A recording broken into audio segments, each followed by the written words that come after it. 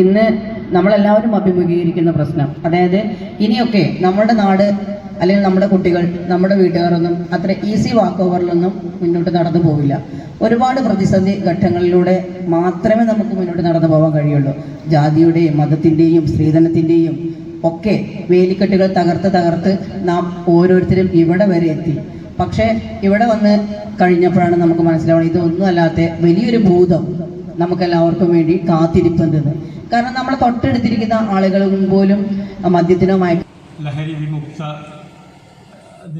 പ്രസ്ഥാനത്തിൻ്റെ ലഹരി വിമുക്ത ബഹുജന സംഗമവുമായി കഴിഞ്ഞ ഒരു വർഷമായി നടത്തിയ നിരവധി പ്രവർത്തനങ്ങൾ നമ്മൾ കണ്ടതാണ്. ലോകം മുഴുവൻ ശ്ലാഘിക്കുന്ന വിധത്തിലേക്ക് ഒരു മഹല്ല് കമ്മിറ്റി ഉയരുമ്പോൾ അതിൻ്റെ റിസൾട്ട് എന്തായാലും വെളിയൂരിലെ യുവ ജനങ്ങൾക്കാണ് ലഭിക്കുന്നത്. അപ്പോൾ ഞാനൊരു കാര്യം പറഞ്ഞത് മനഃശാസ്ത്രമാണ്. നിങ്ങൾ ആരെയാണോ ഏറ്റവും കൂടുതൽ സ്നേഹിക്കുന്നത് അയാളാണ് നിങ്ങളുടെ ജീവിതത്തിൽ ഏറ്റവും കൂടുതൽ സ്വാധീനിക്കുന്നത്. നമ്മൾ ആരെയാണോ ഏറ്റവും കൂടുതൽ സ്നേഹിക്കുക അയാളാണ് നമ്മുടെ ജീവിതത്തിൽ ഏറ്റവും കൂടുതൽ സ്വാധീനിക്കുക. എന്നിട്ട് ഞാനിങ്ങനെ ക്ലാസ് കഴിഞ്ഞതിന് ശേഷം അമ്മമാരൊക്കെ ഇങ്ങനെ കാഴ്ചക്കാരാക്കി നിർത്തിയിട്ട് കുട്ടികളെ വിളിച്ചിരുത്തി. അവർ ക്ലാസ്സൊന്നും കേട്ടിട്ടില്ല. എന്നാൽ മക്കളോട് കുറച്ച് കാര്യങ്ങൾ അങ്ങനെ പറഞ്ഞിട്ട് ഹയർ സെക്കൻഡറി സ്കൂളിലെ കുട്ടികളോട് ചോദിച്ചു, മക്കളെ നിങ്ങൾ ഏറ്റവും കൂടുതൽ സ്നേഹിക്കുന്നത് ആരെയാണ്? അപ്പൊ അമ്മമാരിങ്ങനെ പ്രതീക്ഷിക്കുകയാണ്, ഇപ്പൊ പറയും ഞങ്ങളെയാണ്.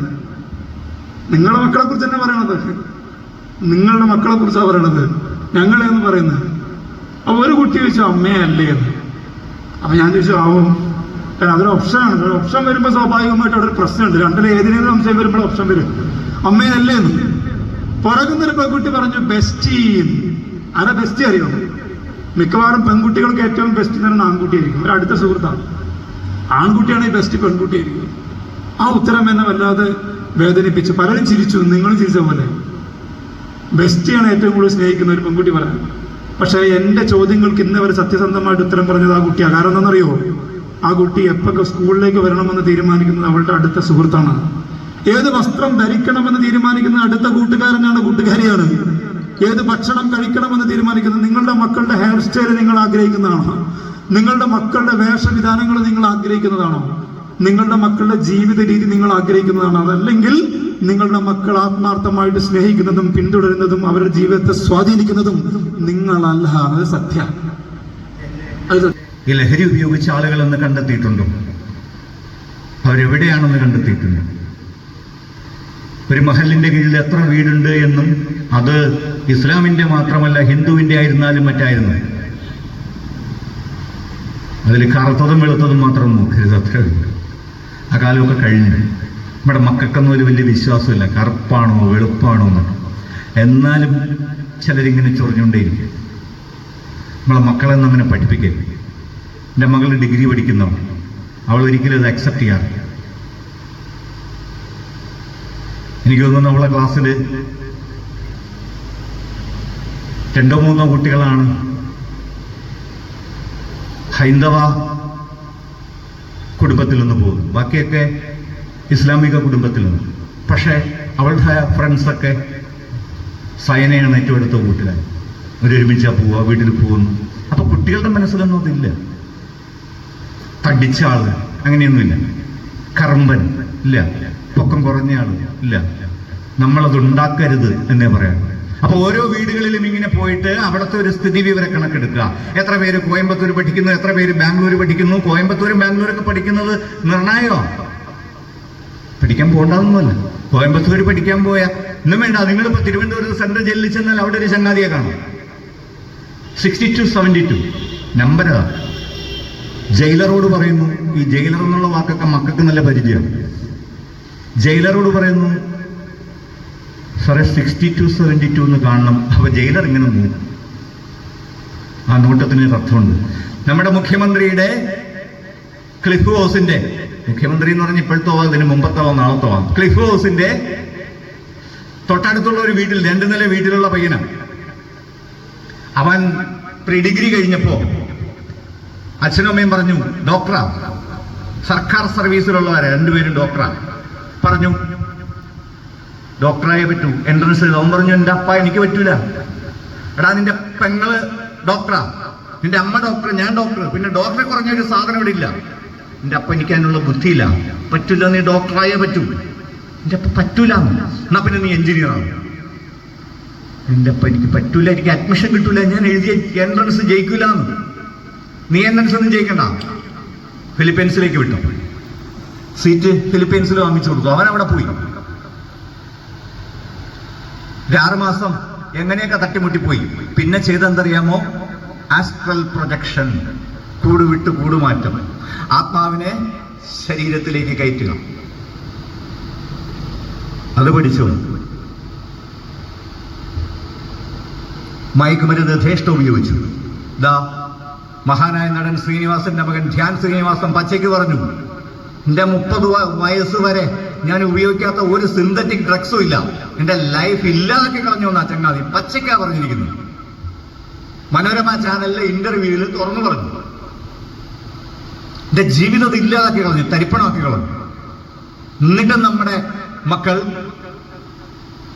അനുകരിക്കുക. സിനിമാ നടൻ അത് ചെയ്യുന്നു ഇത് ചെയ്യുന്നു എന്ന് പറഞ്ഞു. ഉപയോഗിച്ച ഒരു പയ്യൻ നമ്മളോട് പറയുന്നു, എന്റെ ലൈഫ് മുഴുവൻ പോയതാണ്. മാറഡോണയുടെ ലൈഫ് പോയത് അങ്ങനെയാണ്. എത്ര സിനിമാ നടന്മാർ, പഴമക്കാർക്കൊക്കെ അറിയാവുന്ന സിനിമ കാണുന്നവരാണോ എന്ന് എനിക്കറിയില്ല. ചെമ്മീൻ എന്ന് പറയുന്ന സിനിമയിൽ കൊട്ടാരക്കര ശ്രീധരൻ നായർ അഭിനയിച്ചയാണ്. കുറച്ചു ദിവസം കഴിഞ്ഞപ്പോ ഈ സിനിമ 2ാമത് വന്നല്ലോ. അപ്പൊ ബാലേന്ദ്ര മേനോനോട് പറഞ്ഞു, ഉടൈ നമുക്ക് ആ സിനിമ ഒന്നുകൂടെ കാണാൻ പോകണമെന്ന്.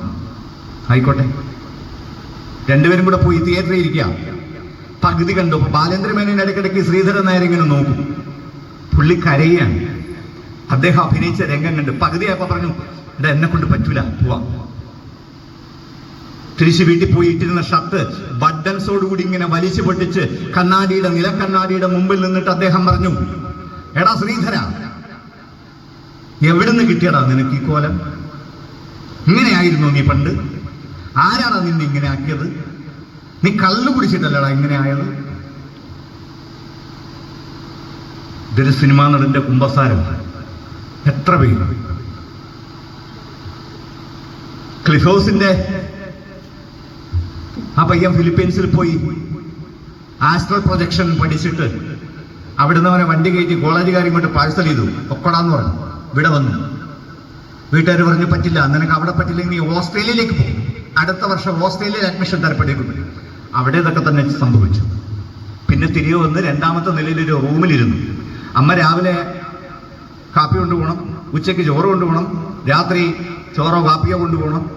അമ്മ പറഞ്ഞു, പറ്റില്ല, വേണമെങ്കിൽ താഴെ ഒന്ന് കഴിക്കാൻ പറഞ്ഞു. അമ്മ ഒരു കാര്യം ചെയ്യും, മുകളിലേക്ക് കയറണ്ട, ഞാൻ കയറിൽ കെട്ടിയൊരു ബക്കറ്റ് അടുക്കള ഭാഗത്തേക്ക് ഇട്ടുതരാം, അതിൽ വെച്ചാൽ മതി. അങ്ങനെയാണ്. അപ്രതീക്ഷിതമായി ഒരു ദിവസം അച്ഛനും അമ്മയും ഇല്ലാത്ത ദിവസം, അല്ല, അച്ഛൻ ഓഫാണ്, അമ്മയും മകളും ഡ്യൂട്ടിക്ക് പോയി. താഴേക്ക് ഇറങ്ങി വന്നു. അച്ഛാ ഫുഡ് കഴിച്ചു? അച്ഛനിങ്ങനെ നോക്കി. മാസങ്ങൾക്ക് ശേഷം വിളിക്കുക, അച്ഛാ കഴിച്ചു? എന്താ മോനെ വിളിച്ച? അങ്ങനെയാണ്. ഞാൻ നിങ്ങളോട് പറയുന്നു, നിങ്ങളുടെ ഏത് കുഞ്ഞിന്റെയും അരികിൽ പോയിട്ട് ഒന്നവന്റെ കൈ പിടിച്ചിട്ട്, എന്താ മോനെ സോറി. എന്താപ്പാ സോറിയടാ? എന്തിന്? ഒന്നുമില്ലടാ, ഞാൻ നിന്നെ ഒരുപാട് ചീത്ത പറഞ്ഞിട്ടില്ല, സോറി. 10 മിനിറ്റ് കഴിയും മുമ്പ് നിങ്ങൾ ഇരിക്കുന്നിടത്ത് ആ കുട്ടി വരും. അപ്പാ എന്താടാ? സോറി. എന്ത്? ഒന്നുമില്ല, ഞാനും മൂപ്പേ സോറി. ഇങ്ങനെ തീരാവുന്നൊരു വിഷയം അങ്ങനെ നീട്ടിക്കൊണ്ടുപോകുന്നു. അവൻ താഴേക്ക് ഇറങ്ങി വന്നു. മദ്യം, പുകയില, എല്ലാവരും ചൊല്ലണം, പാൻ മസാല തുടങ്ങിയ ലഹരി പദാർത്ഥങ്ങൾ വ്യക്തികളെയും കുടുംബാംഗങ്ങളെയും ആരോഗ്യപരമായും സാമ്പത്തികമായും സാമൂഹികമായും സാംസ്കാരികമായും നശിപ്പിക്കുന്ന സാമൂഹ്യ വിപത്താണെന്ന് എന്ന് ഞാൻ മനസ്സിലാക്കുന്നു. ഞാൻ ഏതെങ്കിലും ലഹരി പദാർത്ഥങ്ങൾ 3 പേരെ വീതം ഉൾപ്പെടുത്തിക്കൊണ്ട് ഒരു യൂത്ത് വിംഗ് കമ്മിറ്റിക്ക് രൂപകൽപ്പന നൽകിയപ്പോൾ